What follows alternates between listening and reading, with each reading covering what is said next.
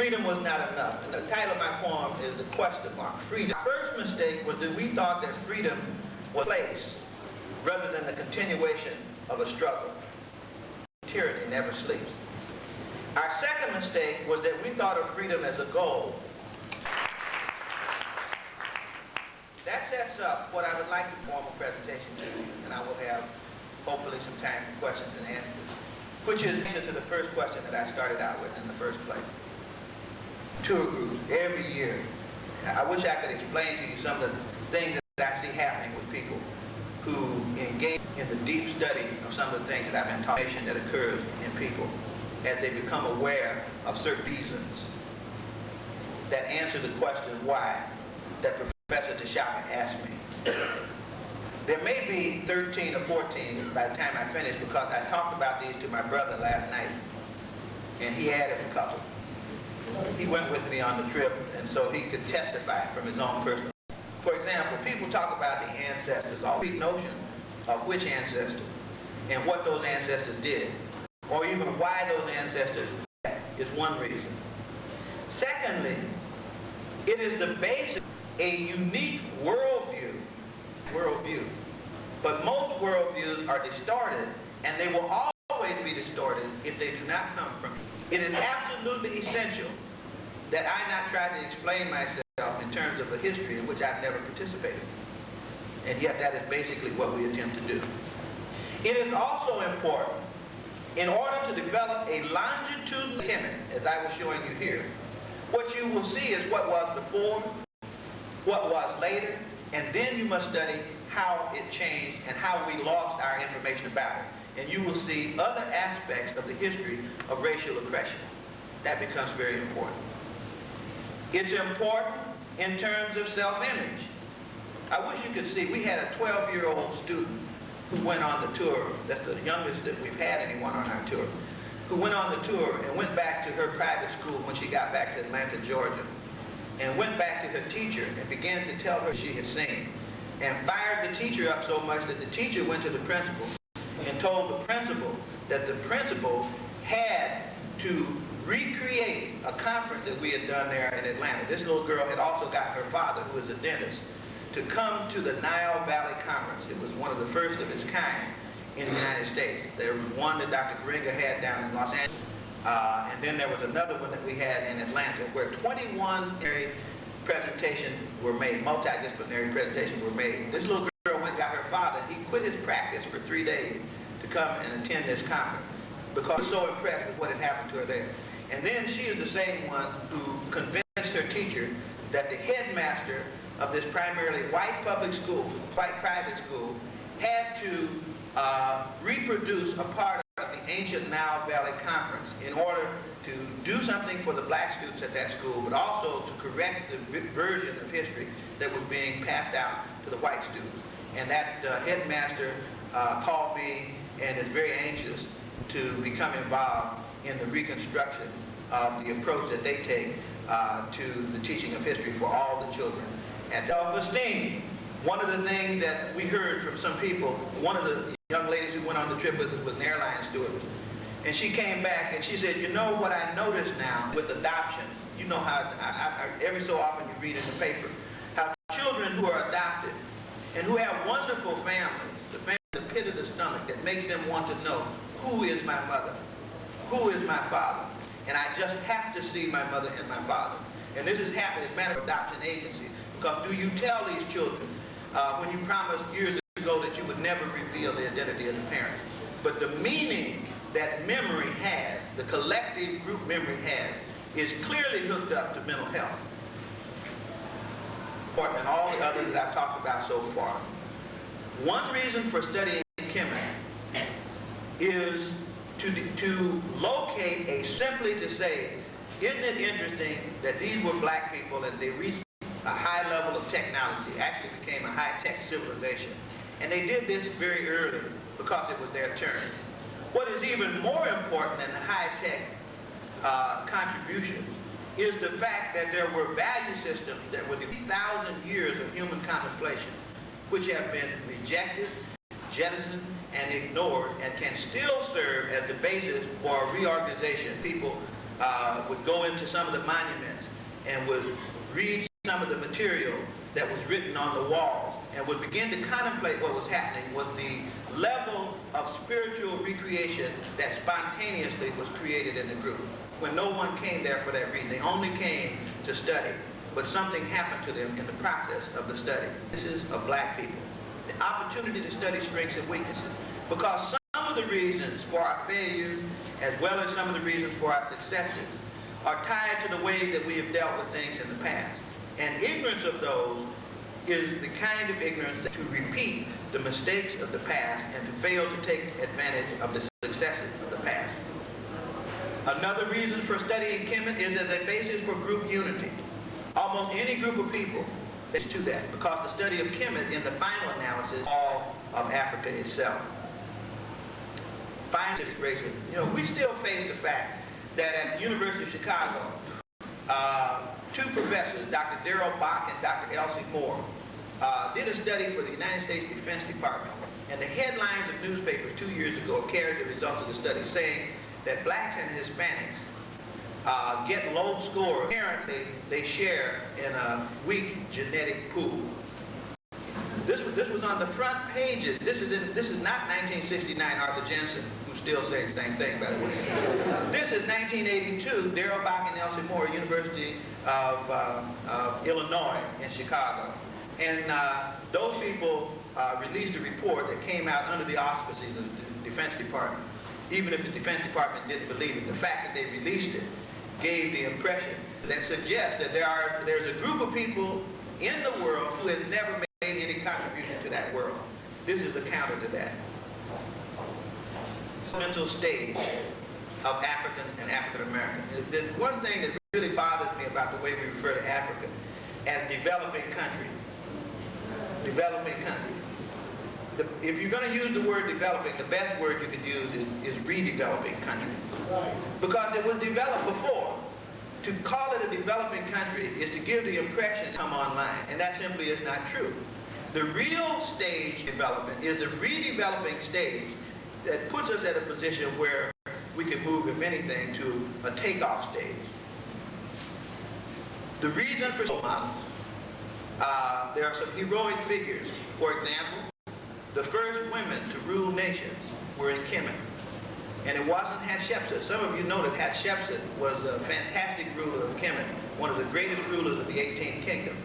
But she was not the first. In fact, the one to rule the nation was in the first dynasty. She ruled in place of her husband, a regent.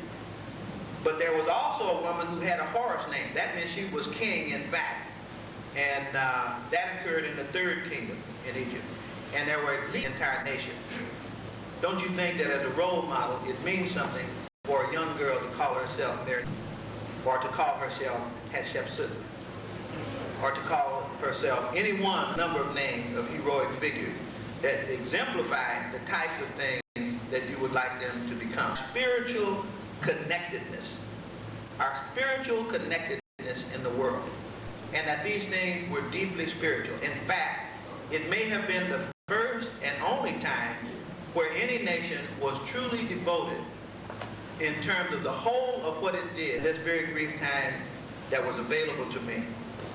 Some assertions about who the ancient Egyptians were, but we're really talking about the ancient Africans, and that we only talk about Egypt primarily because the best information about what was happening in Africa can be seen. You have to be aware of the fact that much of the information has been confused in the attempt to destroy information about African people.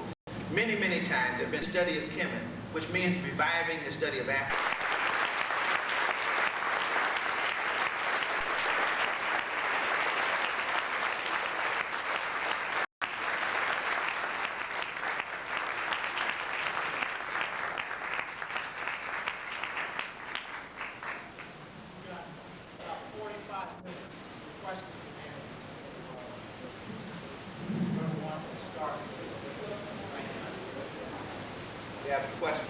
Thank you very much.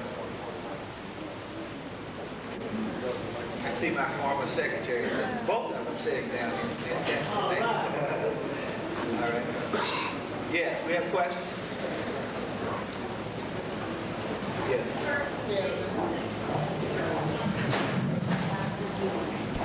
Could you repeat your question? I'm sorry.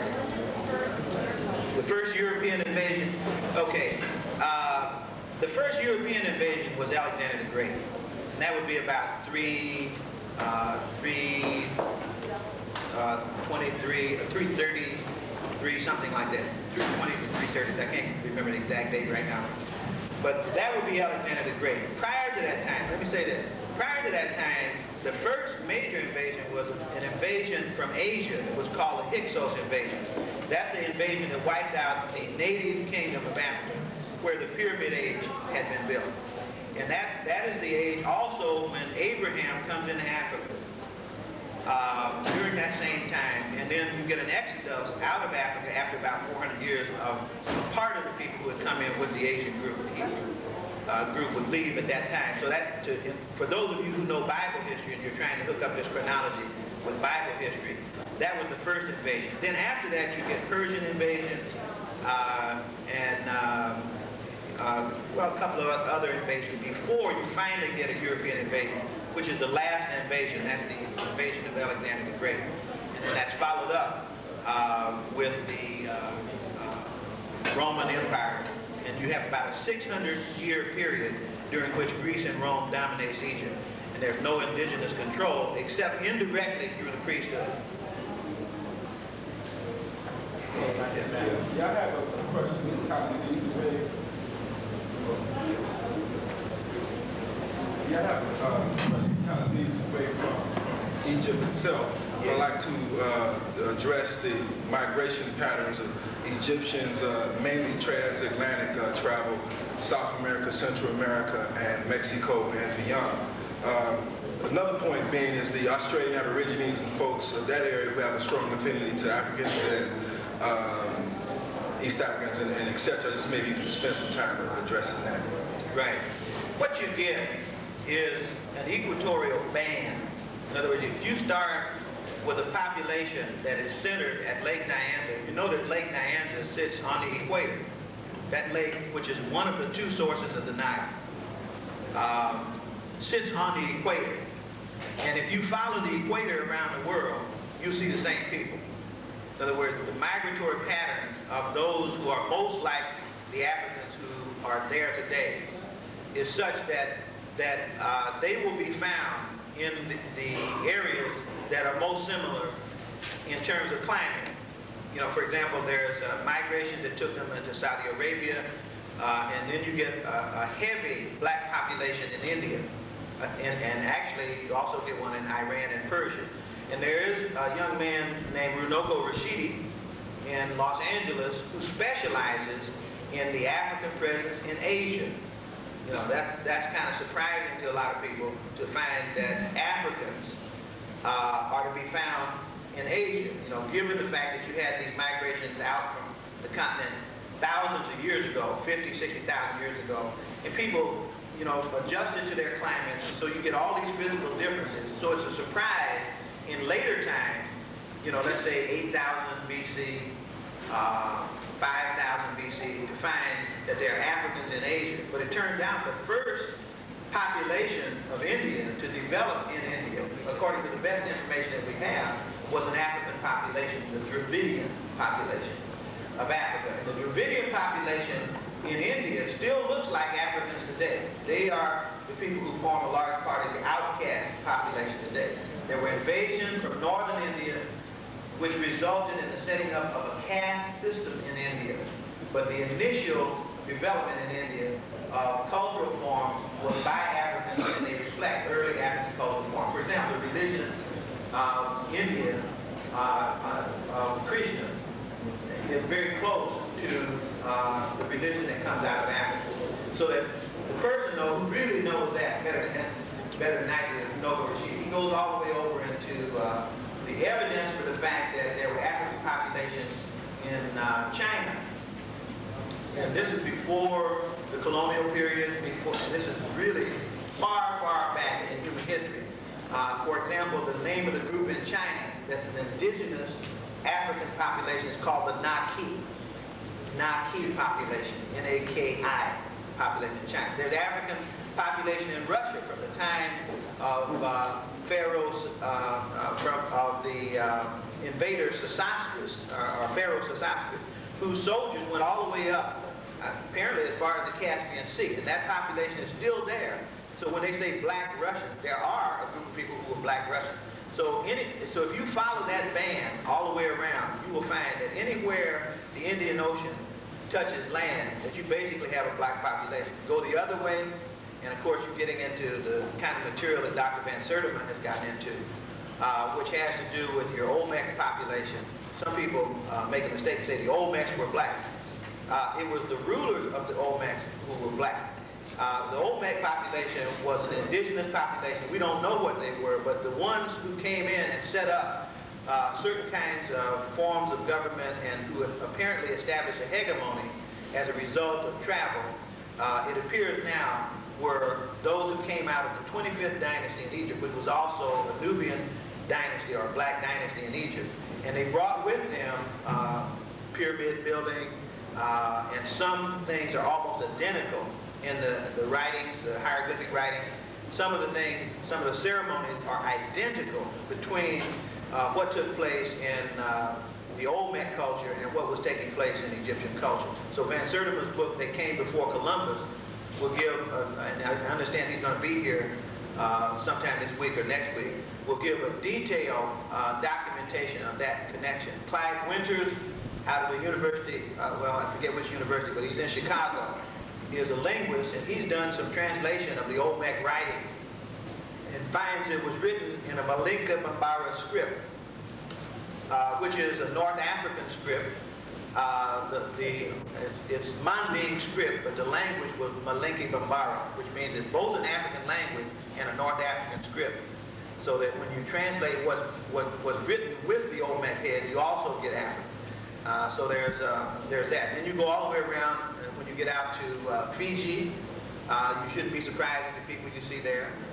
Or when you get to Papua New Guinea, you shouldn't be surprised at the ones you see there. When you get to Samoa, you shouldn't be surprised, especially the old Samoans, or Hawaii.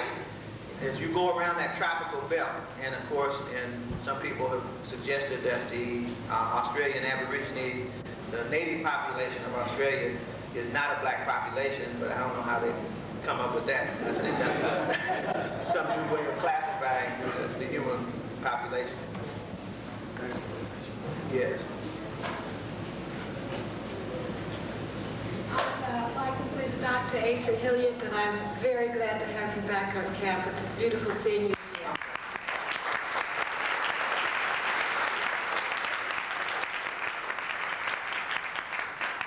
And now that I've said that, I'd like to make an announcement, Asa, if that's all right. It's not a question. I'd like to invite people to participate from 4 to 6 p.m. on tomorrow afternoon, on Tuesday afternoon, in a picket at the Pacific Maritime Association.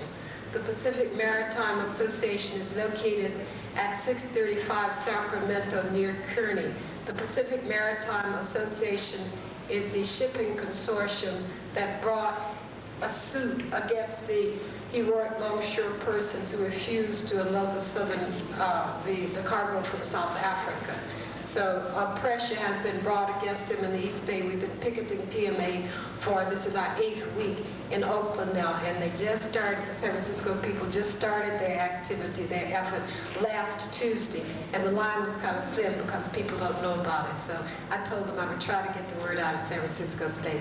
Thank you for that commercial. Okay. Thank you. See, you're still active. That's good.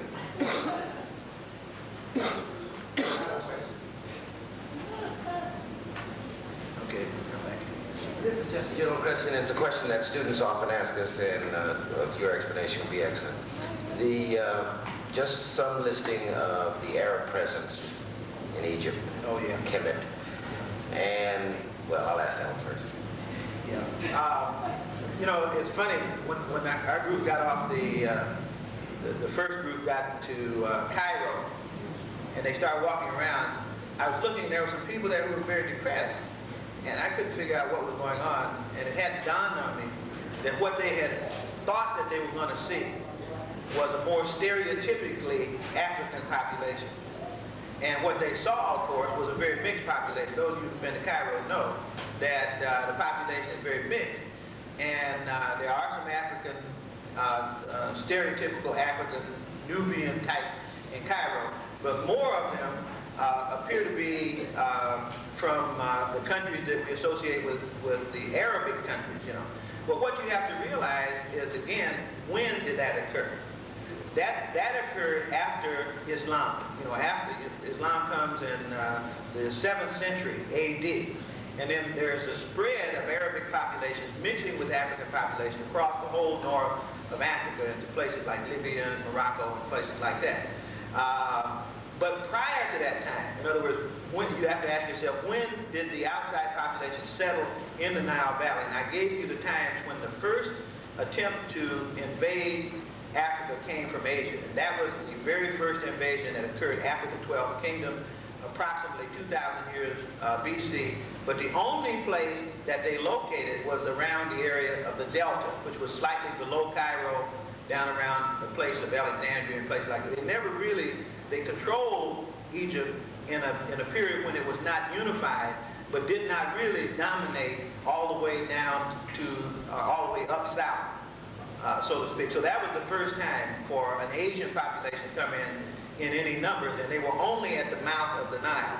So that you don't really get a change in the physical appearance of the Kemetic population until after the Greek and Roman period. Now then, Alexander comes in, and one of the orders that went out was the men should hook up with the women, you know, so that they would have less trouble later on. As a matter of fact, there's a librarian in Boston that told me that she was going to get me a reference. And I don't like to say things that I can't put my hands on reference-wise, but I'll say this anyway because I know who the librarian was that told me. But she said that Alexander the Great himself was so taken by Nubian women that he wanted to marry one himself in order to improve the genetic strain, and that his soldiers were supposed to do that too. And she told me that, and as I said, I can't say that I've read that anywhere, but that was given to me by a person who swore up and down that she would give me the reference. And she said one of the prestige high schools in the suburb just outside the Boston area. So that if you look at the population right now, then what happens is, as you move from Cairo up to Luxor, it gets darker and darker. By the time you get to Aswan, this is where people begin to see more stereotypically African population. Those are the Nubians. And then that's usually where the black groups that come in get their greatest greeting. You know, and folk come up and hug you and hold your hand and call you, you're American Nuba. American Nuba. And that happens around Aswan. Then, of course, as you move even deeper into Sudan, you begin to get more stereotypical African features. But anywhere that you look now, of course, you've got in the Egyptian area, you've got a heavily mixed population that would be European, Asiatic, as well as African. Does that help, Phil? Yeah. Okay. You have another follow-up? Yeah. This is a question that's been causing me some concern. I want to know if you can comment on it. If you look at some of the things that have been happening in Ethiopia, and you look at in Israel and the whole notion of airlifting, quote-unquote, the black Jews back to Israel, and you deal with the word Semite and some references that speak to it as half-black in the relationship. What I'm really interested in is what your research has revealed about the origins of Judaism, the relationship to Egypt, Africa, that whole thing. Do you have any research in that area? Yeah, there's a whole set of materials, and I wish I had, if I had gone through the whole slides, I could have shown you some books I have in there that deal with the relationship between ancient Egyptian religion, and not just Judaism, but all world religion. In other words, apparently the ancient Egyptian religion is the parent religion of all religions. Of all religions. And then other religions take from that and begin to rework it. They put their own cast on it and so forth. And that's true of, for example, Moses was an Egyptian priest. You get the book of Acts, 12th chapter, I think it's 17 verses, 17 and 12, or 12 and 17, something like that. But there, in the book of Acts, it says very explicitly, Moses was an Egyptian priest, and that he was learned in all the wisdom of Egypt.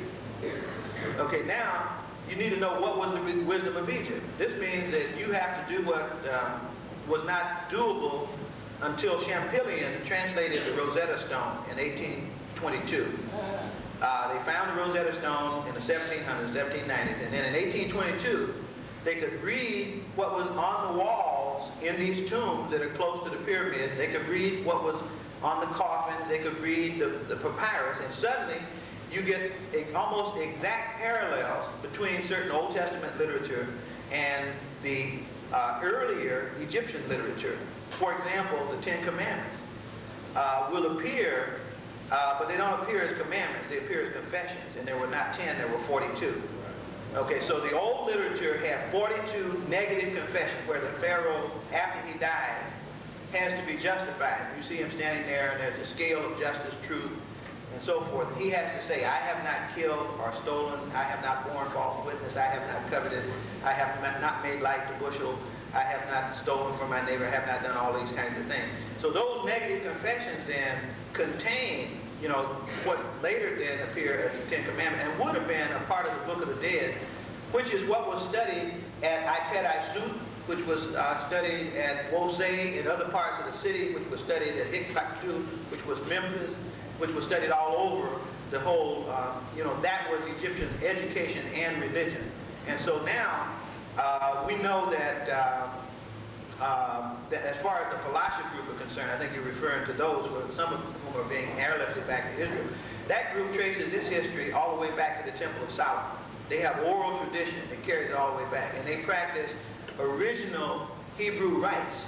In other words, and I understand that some people have been trying to debate whether they were converts or what have you, but there's nothing that would indicate conversion.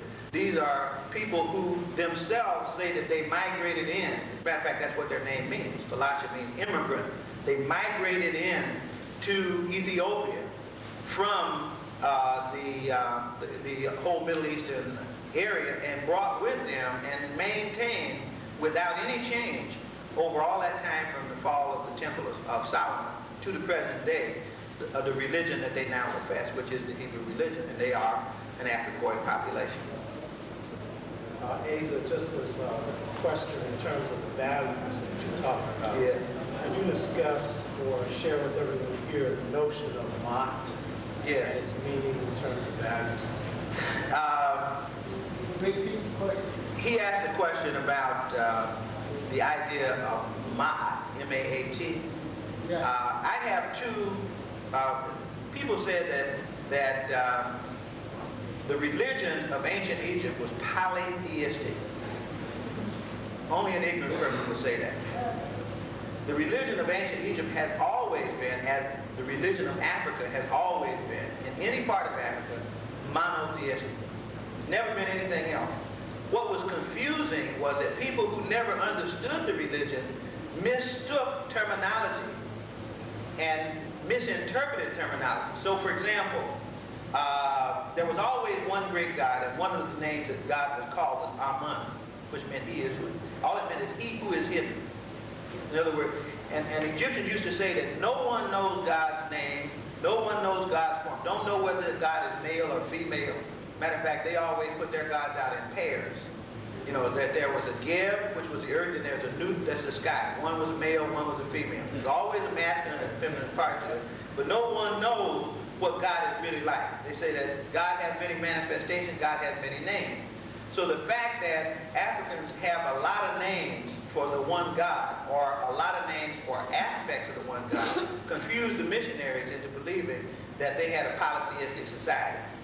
Okay, what they would do though, you know, where these names came from, and what was not understood by people who studied ancient Egyptian religion especially, was that this religion was based on the study of the laws of nature. In other words, it didn't just come out of the air. But there would be, if you study the jackal, and you see everything that the jackal does, you would learn from that jackal, by analogy, certain principles that apply throughout the universe. Not just to the jackal, but to you. For example, the jackal was the symbol of the judge. He was the one that worked the scale when you had to stand before the throne of God and give those negative confessions that I was talking about. The jackal stood there by the scale, and he's working the scale. Why did they pick a dog to work the scale? A dog's head in a man's body. Well, in studying the jackal, they find out this jackal buries its food, and it digs it up before it putrefies. And so it can exercise fine judgment. And if it couldn't, it would be the matter of life and death. You see what I'm saying? So it represents judgment. It represents the ability to make fine judgment. Now this jackal is judging your life against the feather of truth. You see, ma'at, which is what Dr. Tashaka raised the question about. Ma'at is envisioned as a feather. Truth is light. You know, it's very lightweight. And it's delicate. The balance is delicate. So you need somebody who can read the scale accurately. So this dog is going to read it accurately. Now on the other side of the scale sits your heart in a canopic jar. And it must balance this light feather. You got a heavy heart and a light feather. How in the world can a 1-pound heart balance a feather that hardly has any weight? Well, this is where the confessions come in. This is how you review the bidding on your life. I have not killed, stolen, and so forth. If you can say all those things, then your heart is light. Because if you can't say those, then your heart is heavy. And then you will be out of balance with the feather of truth. So the notion of balance in the universe, it wasn't just feathers and hearts and dogs that people were talking about. It was really the kind of very close balance that a person must exhibit when they live their life. And so the word ma'at, M-A-A-T, is the word that means, it takes 3 English words to say what it means. Truth, justice, and righteousness. It turns out that's one of the feminine aspects of God. No, there are two, usually one or two women and a feather, or one woman who has a feather on her head, who represents ma'at, truth, justice, and righteousness. And that's one, to me, that's one of that's one of my favorite principles. And the second of my favorite principles, with ma'at, which is the two that I try to keep closest to me, is represented by Tahuti, who is the man body with the head of the ibis, this long nose or long beak. And that person represents wisdom. You know, that's the first scribe. You always see him standing up there when they're weighing your heart, and he's keeping the record. He's writing it down for what happened. So it will be clear what you did. Not only were you judged, but it's permanently there in memory. You know, and he also symbolized a lot of other kinds of things. The scribe has a very special place. And you know, most of the things I'm telling you right now, we couldn't even read until late in the 1800s because they had lost the ability to read the hieroglyphics. And folks thought they were talking about magic. And here they were talking about high-level moral principle. That's basically what was being committed. So Ma'at is a commitment to truth, justice, and righteousness. Of course, Tahuti, or some people say Thoth, T-H-O-T-H. That's what the Greeks changed his name from Tahuti to Thoth, T-H-O-T-H. And some people then went on to change his name to Hermes. And Hermes Trismegistos, or the 3 times great Hermes, and this whole body of Hermetic literature is the literature that came from this first person, Tahuti. You know, now those were just 2 of God's qualities, and those were not gods. You know, in other words, Tahuti was not God, and Ma'at was not God. They were manifestations of Amun, he who is hidden. Amen, which is what you say when you say your prayer. You're calling on God. At the end of your prayer, the way God would call on 3,000 years before Christ was born, and at least 1,000 years before we see any other religion emerge. And we don't know how many thousands of years before the 3000 BC that this system was in operation. We know that Isis, Osiris, and Horus, and all the stuff associated with them were in place on day 1 of Egyptian religion, because we found it in Nubia at least 300 years before Egypt was even emerging as a nation. So Ma'at, I'm glad you asked that question. I mean, you see the scale of justice on the Supreme Court building. You know the founding fathers of the United States were Masons. You know that the Masonic order rooted itself in ancient Egyptian history. And you know that that's why you get the obelisk for a statue in Washington, D.C. You get On the Supreme Court building, you get the Ma'at scale, the truth, justice, and righteousness, except that all we talk about is justice. But not this Department of Justice. They don't say nothing about the Department of Truth. Certainly not the Department of Righteousness.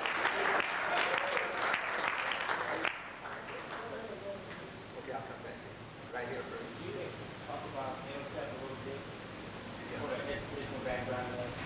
Yeah, Imhotep, the question was, Imhotep was the father, we call him now the father of medicine, but Imhotep was more than that. Imhotep lived in the fourth kingdom, fourth dynasty, the third dynasty. He was, I showed you a picture of Pharaoh Zoser. He was the prime minister at that time. But he also appears in the pages of history as the first multi-genius. We think of Michelangelo as a multi-genius because he could do everything. Imhotep did everything. Imhotep was the Secretary of State. Imhotep was a philosopher. Imhotep was an architect because he designed the world's first pyramid, the step pyramid, that big, pyramid and the enclosure that surrounds it. Imhotep had a favorite saying, eat, drink, and be merry, for tomorrow you die. This is 2,700 years before Christ and long before Epicurus was born. Imhotep was the father of medicine. He was the one who appears as the first doctor in history. Now, Imhotep then gets his name changed. He gets his name changed by Greeks who call him Aesculapius. Aesculapius. And so your doctors raise their hand and swear to a black African god all over San Francisco every year when they graduate. Because they take the Hippocratic Oath, which says, I swear by Apollo the physician and by Aesculapius. And when they call on the name of Aesculapius, who they really mean is Imhotep, because Imhotep's Greek name is Aesculapius.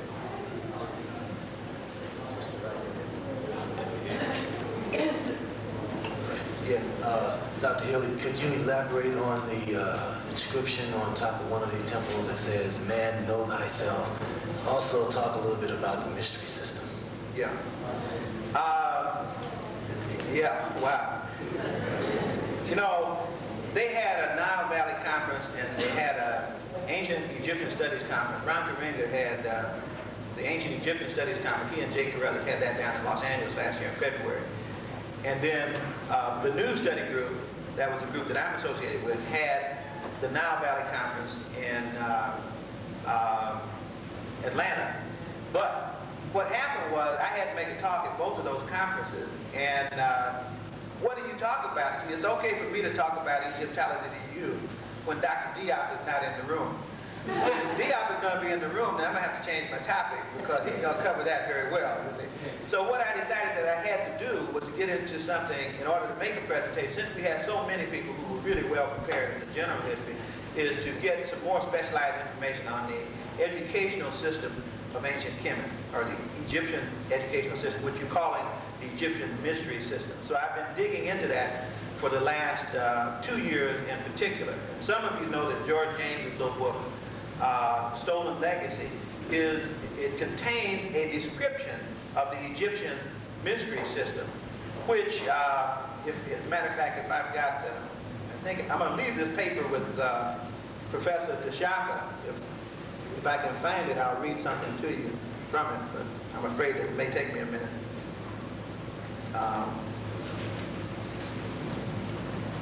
Yeah, this system, I just want to kind of give you a little, an example of what its goals are. This is what they were doing at the University. They wanted to produce students, not to get jobs. They assumed that everybody was going to get a job. But after you got a job and had money, and you needed a set of principles to govern your life, then what?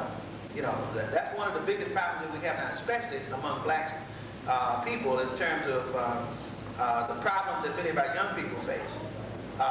Really a problem. Ask any psychotherapist working with the youngsters who are in therapy and see what one of the most typical things they're running into is. And one of the most typical things is they have no boundaries.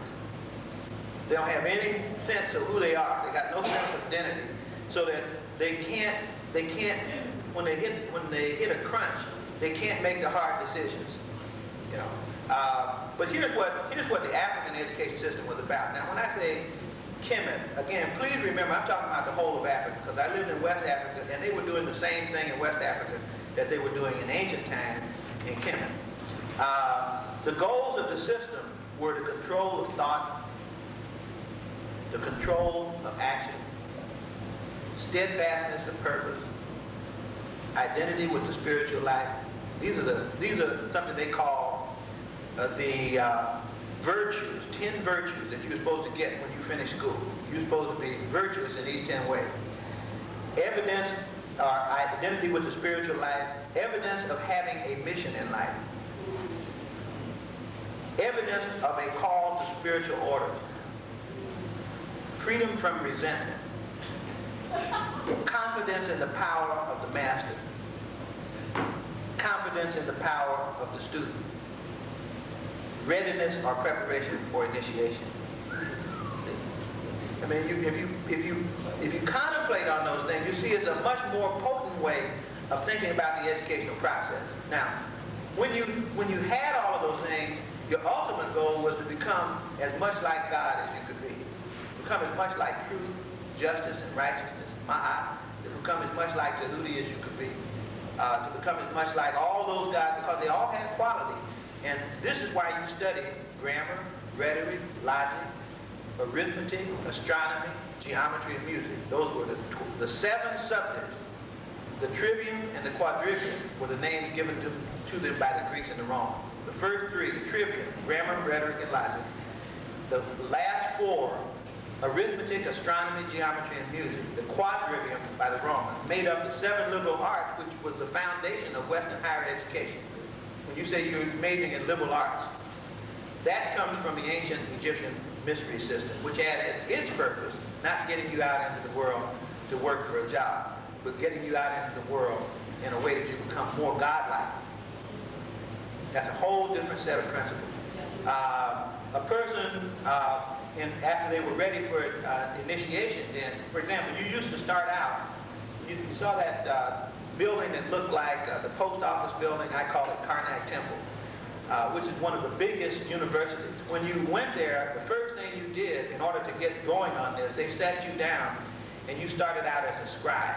Those are the little people who sit cross-legged, and they've got those, look like a little skirt, which became the mason's apron. You know, the masons have aprons. You ever seen that? That apron is the skirt of the scribe.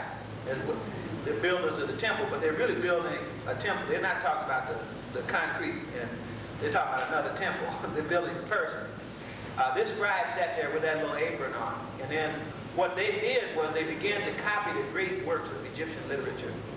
He said, well, why would you put a little 6-year-old to work copying hieroglyphics and demotic writing on material that is far beyond them? Why don't you give them basic skills? See, you underestimate what students can do. What they did, they said, if you confront a student with the highest thoughts that their people can think at the youngest age, you know, even though their student may not understand them, what they will do is grow in an understanding of it. They will become a part of their memory bank, and they will revisit those thoughts as they begin to mature, and gradually they have the guidance system that's built in. So they would be copying. They get old broken pottery, and they copy. Here's this wall full of hieroglyphics, and the students would sit down there at first doing nothing but imitating, but gradually penetrating the meaning of those symbols and discussing them, and then they began to move into what they call the inner temple. Now, the best description of that mystery system is given in a book let's see, Swalla de Lubis's, Isha Swalla de Lubis, the wife of the guy who did the survey of the Temple of Luxor, and it's called Herbak, H-E-R-B-A-K, Egyptian Initiate. There are 2 volumes on the training of this initiate, and if you really want to go through what it was like, you can actually put yourself in the position of a person going through this initiation and educational process so that you come out in the inner temple. all I can say is that it's well worth any amount of time that you can invest if you want to really understand how we were educating our people when we were doing it on our own. Yeah. You can ask at least 15 questions because I passed you by 4 times. I too am happy to see you here. I have for years wanted to meet you, although it would probably shock and Bill know me better than you do. I know your brother. I'm the founder of the School of Ethnic Studies here. All right. My name is Mary Al, but you will appreciate it. I wanted to ask you a number of questions. One of them related to the fact that you stated that the names as well as the history of Egypt, of Kemet, had been changed. Right. And I wondered if you will elucidate on what would be the proper name for who is called Jesus Christ. The proper name for Jesus Christ? Well, yeah, I can say a little something about that because as far as I know, Jesus Christ was not Egyptian, but there's a book out called Did Jesus Live 100 Years BC? Which suggests that the name in history that you can, in other words, if you're looking for, if you don't need a historical record, then you just stick with whatever you believe to be the interpretation of the Bible, and you know. But if you require a historical record, then one of the things you find is that the person doesn't appear when they're